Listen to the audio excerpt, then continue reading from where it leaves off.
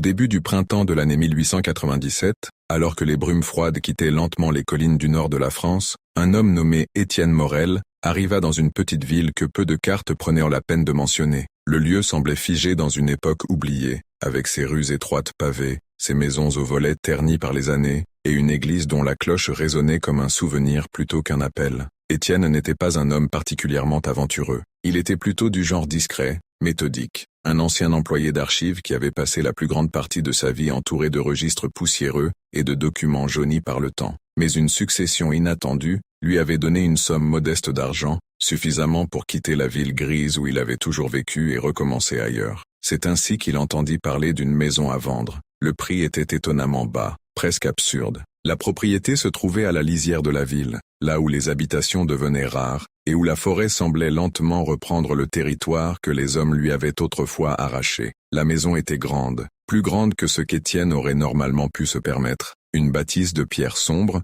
avec un toit incliné, et plusieurs fenêtres hautes, qui donnaient l'impression d'observer la route silencieuse devant elle. Personne ne semblait particulièrement pressé de la vendre, mais personne ne semblait non plus surpris qu'elle soit encore disponible. Lorsqu'Étienne visita la maison pour la première fois, un vent froid passait entre les arbres, produisant un murmure constant dans les branches. La porte d'entrée grinça légèrement lorsqu'elle fut ouverte, comme si elle n'avait pas été déplacée depuis longtemps. À l'intérieur, l'air avait l'odeur du bois ancien et de la poussière immobile. Les pièces étaient nombreuses. Un salon large, une cuisine sombre, un escalier étroit qui menait à un étage où plusieurs chambres se succédaient, le long d'un couloir étroit. Rien n'était véritablement en ruine. Au contraire, la maison semblait presque intacte, comme si elle attendait simplement quelqu'un. Pourtant, quelque chose donnait l'impression qu'elle avait été quittée brusquement. Dans la cuisine, un vieux crochet pendait encore près de la cheminée. Dans une chambre, une trace plus claire sur le plancher indiquait l'endroit où un lit avait autrefois reposé. Partout, il y avait ces petites marques silencieuses laissées par des vies disparues.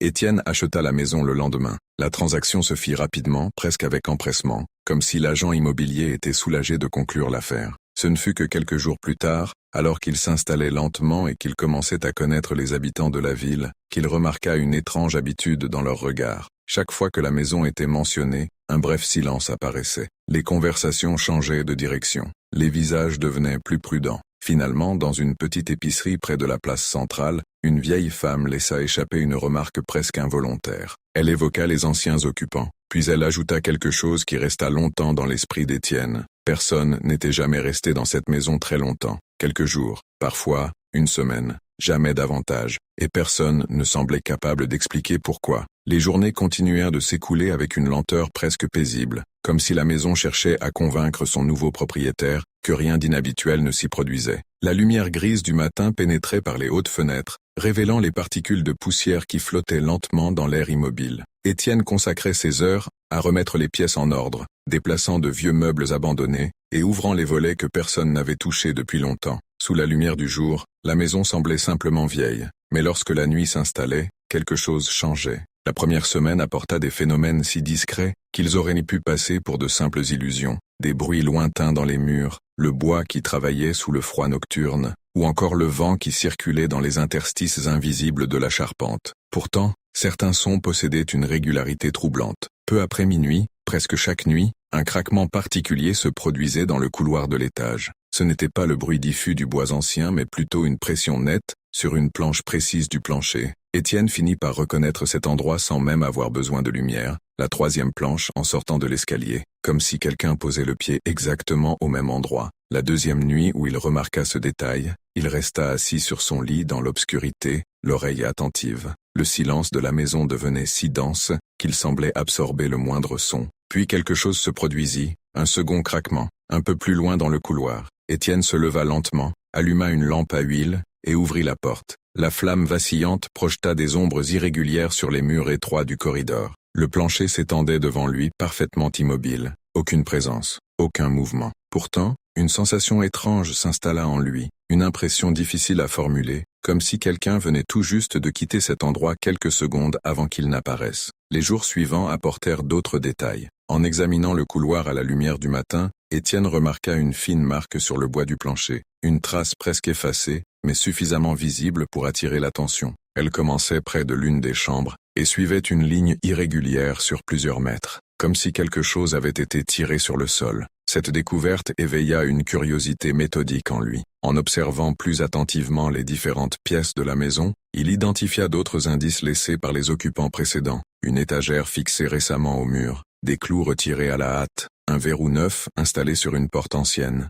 Chaque détail révélait la même chose. Quelqu'un avait essayé de vivre là, mais jamais longtemps. La nuit suivante apporta un phénomène plus troublant encore. Alors que le vent s'était complètement arrêté autour de la maison, et que la forêt demeurait étrangement silencieuse, un son nouveau se fit entendre dans l'étage supérieur. Cette fois, il ne ressemblait pas à des pas. C'était un frottement lent, un mouvement traînant qui progressait dans le couloir, avec une lenteur presque délibérée. Le bruit avançait, puis il s'arrêta, juste devant la porte de la chambre d'Étienne, et pendant plusieurs secondes, un silence pesant s'installa de l'autre côté du bois sombre, comme si quelque chose attendait patiemment dans l'obscurité du couloir. Les jours suivants furent marqués par une tension silencieuse qui semblait habiter chaque pièce de la maison. Rien d'ouvertement inquiétant ne se produisait pendant la journée, mais l'air lui-même semblait chargé d'une attente obscure, comme si les murs retenaient une histoire qui refusait encore d'être révélée. Étienne commença alors à observer la maison avec une attention nouvelle, presque obsessionnelle. Son regard méthodique, autrefois habitué aux archives et aux registres anciens, se mit à examiner chaque détail de la bâtisse. Les planchers, les murs, les charnières des portes, les traces laissées par les mains qui avaient vécu là avant lui. Très vite, il comprit que la maison avait connu bien plus de passages qu'il ne l'avait imaginé. Dans une petite chambre du fond du couloir, il découvrit une planche légèrement plus claire que les autres. En l'examinant de plus près, il remarqua qu'elle avait été soulevée autrefois, puis replacée avec soin. Le bois portait encore les marques d'un outil ancien. Après quelques efforts, il parvint à la retirer. Sous la planche reposait un petit espace creusé dans la structure du plancher. À l'intérieur, enveloppé dans un morceau de tissu jauni par le temps, se trouvaient plusieurs papiers anciens. Certains étaient à moitié effacés, d'autres presque illisibles, mais tous semblaient appartenir à des périodes différentes. Étienne passa l'après-midi à les examiner près de la fenêtre du salon. Il ne s'agissait pas de lettres complètes, mais plutôt de fragments de notes, de morceaux de journaux personnels abandonnés par des habitants successifs de la maison. Les écritures variaient, certaines élégantes, d'autres précipitées et tremblantes. Un point commun apparaissait pourtant dans presque tous ces fragments. Les nuits, les pages évoquaient souvent un sentiment d'inquiétude grandissante après le coucher du soleil. Des mentions répétées de bruit dans le couloir, de pas entendus alors que personne ne se trouvait dans la maison, ou encore de la sensation persistante d'être observé. L'un des fragments, plus ancien que les autres, semblait dater de plusieurs décennies. L'encre avait pâli, mais certains mots restaient lisibles. Il y était question d'un phénomène étrange qui se produisait toujours à la même heure de la nuit. Un passage mentionnait un déplacement lent dans le couloir. Un autre évoquait quelque chose qui se rapprochait des chambres. Mais ce qui troubla le plus Étienne fut la dernière phrase encore lisible sur ce morceau de papier. Elle indiquait que le phénomène ne restait jamais dans le couloir, qu'il finissait toujours par entrer quelque part. Le soir tomba plus vite que d'habitude ce jour-là. Une brume épaisse monta lentement depuis la forêt, enveloppant la maison et la route dans un voile gris qui semblait absorber la lumière. Les arbres se transformèrent en silhouettes immobiles, à peine visibles dans la pénombre. À l'intérieur, Étienne sentit l'atmosphère devenir plus lourde. Cette nuit-là, il décida de rester réveillé. Assis dans l'obscurité de sa chambre, une lampe à huile posée près de lui, il attendit. Les heures passèrent dans un silence presque parfait. Puis, peu après minuit, le premier son apparut. Un craquement. Toujours la même planche. La troisième en sortant de l'escalier. Le bruit fut suivi d'un second, puis d'un troisième, avançant lentement dans le couloir. Cette fois, Étienne ne bougea pas. Il resta immobile, concentré sur chaque détail sonore qui se formait dans l'obscurité. Les pas s'arrêtèrent devant sa porte. Un long moment passa. Puis, lentement, quelque chose commença à glisser sous la porte, dans l'espace étroit entre le bois et le plancher. Une ombre. La lampe à huile vacillait faiblement sur la petite table de nuit, projetant une lumière tremblante contre les murs de la chambre. Étienne restait immobile, le regard fixé sur la mince ouverture sous la porte. L'ombre qui s'y était glissée quelques instants plus tôt ne bougeait plus. Elle semblait simplement s'étendre sombre et silencieuse, comme si elle observait l'intérieur de la pièce. Puis, aussi lentement qu'elle était apparue, elle se retira. L'espace sous la porte redevint vide. Aucun pas ne s'éloigna dans le couloir. Aucun bruit n'indiqua un mouvement. La maison entière plongea dans un silence si profond qu'Étienne pouvait entendre le battement régulier de son propre cœur. Il resta éveillé jusqu'à l'aube. Lorsque la première lumière du matin entra dans la chambre, la nuit lui parut soudain irréelle, presque comme un mauvais rêve. Pourtant, la mémoire du phénomène restait précise, ancrée dans son esprit avec une netteté troublante. Ce jour-là, une idée s'imposa à lui. Les fragments de papier trouvés sous le plancher mentionnaient plusieurs fois un déplacement dans le couloir, mais certains indices laissaient entendre qu'une pièce particulière avait attiré l'attention des anciens occupants, une chambre située tout au bout du corridor. Jusqu'alors, Étienne ne s'y était jamais vraiment attardé. La pièce était restée presque vide, comme si personne n'avait réellement essayé de l'occuper. La porte grinçait légèrement et la fenêtre donnait directement sur la forêt, dont les arbres semblèrent se rapprocher dangereusement de la maison. En entrant dans cette chambre pour la première fois, avec une réelle attention, Étienne remarqua immédiatement quelque chose d'inhabituel. Le plancher y paraissait plus usé que dans les autres pièces, pas seulement près de la porte, mais surtout au centre de la pièce, comme si quelque chose avait été déplacé à cet endroit pendant de longues années. En examinant les murs, il aperçut également plusieurs marques presque effacées dans le bois,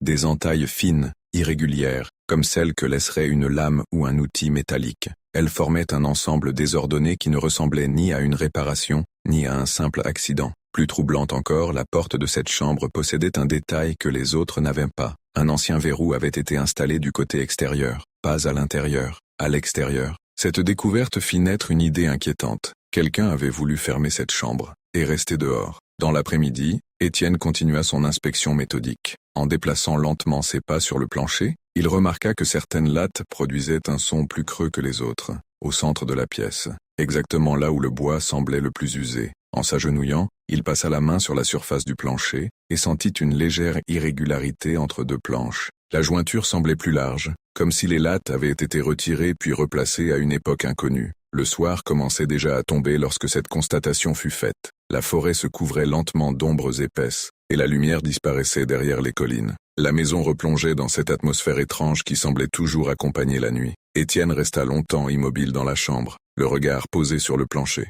Une intuition grandissait en lui. Quelque chose se trouvait sous cette pièce, et la maison entière semblait organisée autour de cet endroit précis. Lorsque la nuit arriva complètement, le premier craquement se fit entendre dans le couloir. Toujours la troisième planche, toujours au même endroit, mais cette fois les pas ne s'arrêtèrent pas devant sa chambre. Ils continuèrent, lentement, jusqu'à la porte de la chambre au fond du couloir. La nuit enveloppait la maison comme une présence lente et silencieuse. Les arbres de la forêt se balançaient à peine dans l'obscurité, et l'air semblait devenu plus froid, plus dense, comme si quelque chose avait changé dans l'équilibre fragile de cet endroit. Étienne se tenait dans le couloir, la lampe à huile tremblant légèrement dans sa main. La flamme projetait des ombres irrégulières le long des murs étroits, donnant l'impression que la maison respirait lentement autour de lui. Les pas qu'il avait entendus quelques instants plus tôt s'étaient arrêtés devant la porte de la chambre du fond, puis, plus rien. Le silence qui suivit possédait une qualité étrange, presque lourde, comme si le couloir retenait son souffle. Après plusieurs minutes d'immobilité, Étienne avança lentement. Le plancher grinça sous ses pas, mais aucun autre bruit ne répondit. Lorsqu'il atteignit la porte, il posa la main sur la poignée froide et l'ouvrit. La chambre était plongée dans l'obscurité. La lampe révéla les contours familiers des murs marqués,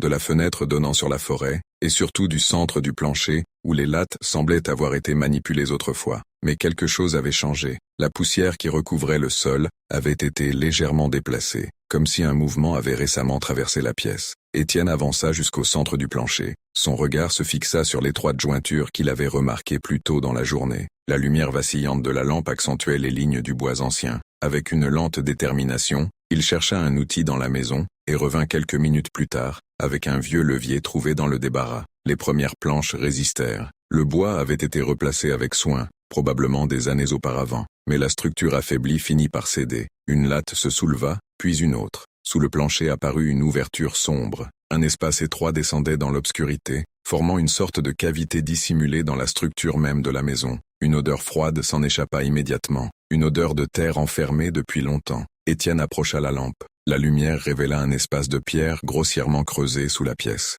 Ce n'était pas un véritable sous-sol, mais plutôt une cavité ancienne, trop petite pour être utilisée comme pièce, trop profonde pour être un simple espace technique. Et au fond de cette cavité, quelque chose reposait, une forme sombre, irrégulière, difficile à distinguer. En descendant légèrement la lampe, la lumière finit par révéler ce que c'était. Des objets abandonnés, plusieurs. Un vieux sac de voyage couvert de poussière, une chaussure isolée, un manteau roulé sur lui-même. Des choses appartenant manifestement à différentes personnes, toutes laissées là, comme si ceux qui les avaient possédées n'étaient jamais revenus les chercher. Étienne sentit alors une étrange sensation parcourir la pièce, un changement presque imperceptible dans l'air. La flamme de la lampe vacilla, et dans le couloir derrière lui, Le plancher craqua de nouveau. Toujours la troisième planche, puis une autre, lentement, comme si quelque chose recommençait à marcher dans la maison, et pour la première fois depuis son arrivée, Étienne comprit peut-être pourquoi personne n'était jamais resté très longtemps dans cette demeure. Parce que, certaines nuits, la maison ne semblait pas vouloir rester vide.